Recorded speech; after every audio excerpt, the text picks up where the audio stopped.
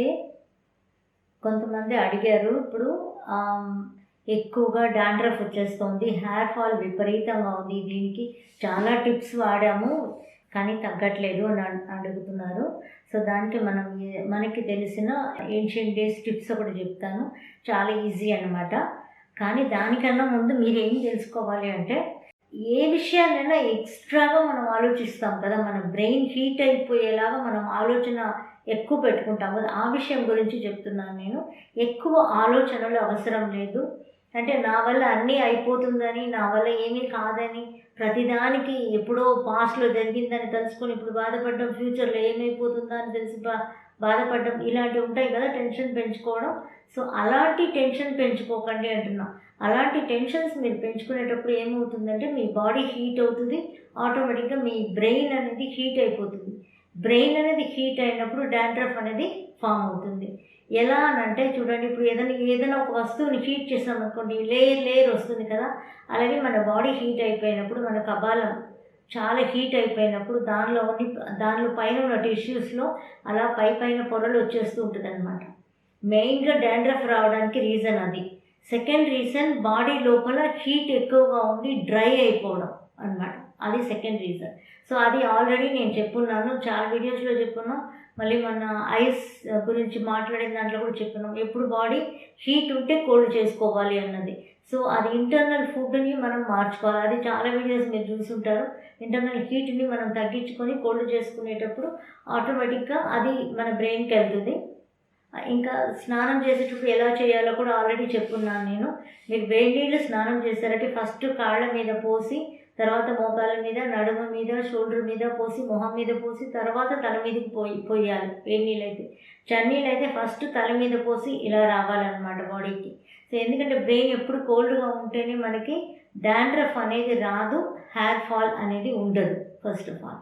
So మనకి hair అనేది ఎంత ఇంపార్టెంట్ అంటే, మనకి ఒక యాంటెన్నా లాగా హెయిర్ అనేది ఏంటంటే, మనకి యూనివర్స్లో నుంచి వస్తున్న ఏ నెగిటివ్ ఎనర్జీస్నైనా స్టాప్ చేసి ఓన్లీ పాజిటివ్ ఎనర్జీని తీసుకొని మన లోపలికి, మన బ్రెయిన్కి పంపించేది హెయిర్ ఒక్కటే అవుతుంది.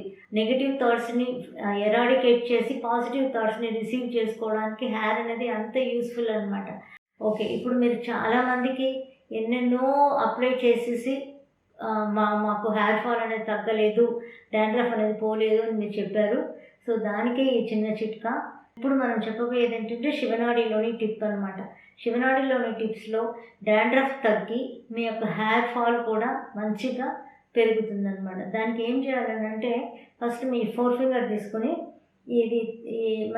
నేను ఇక్కడ కుంకుమ పెట్టాను, మీకు తెలుస్తుంది అనుకుంటాను.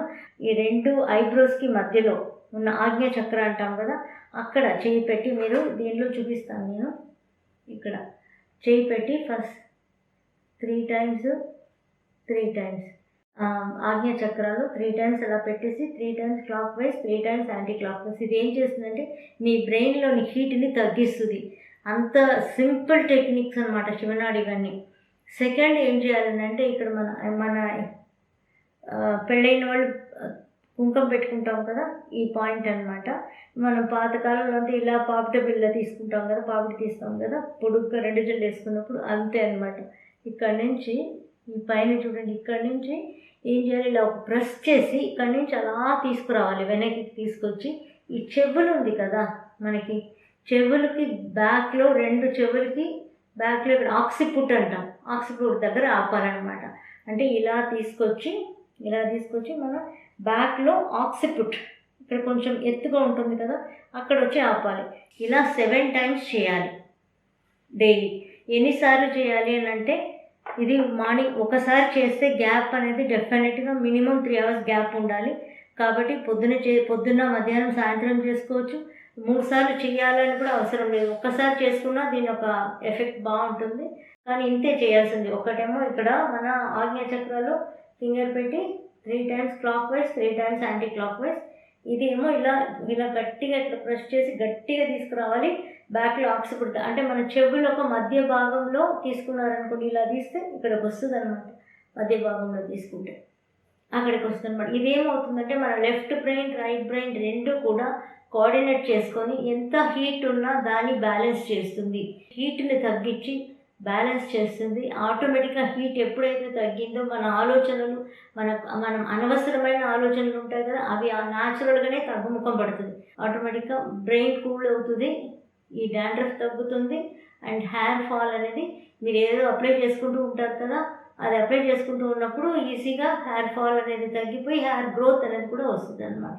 ఇది అప్లికేషన్కి కూడా ఏదైనా కావాలి అనుకుంటే మీరు అడిగారంటే డెఫినెట్గా ఏమేమి ప్యాక్స్ ఉన్నాయి, ఎలా పెట్టుకోవచ్చు, అది కూడా ఓల్డెన్ డేస్ ఉన్నాయి, అవి కూడా చెప్తాను.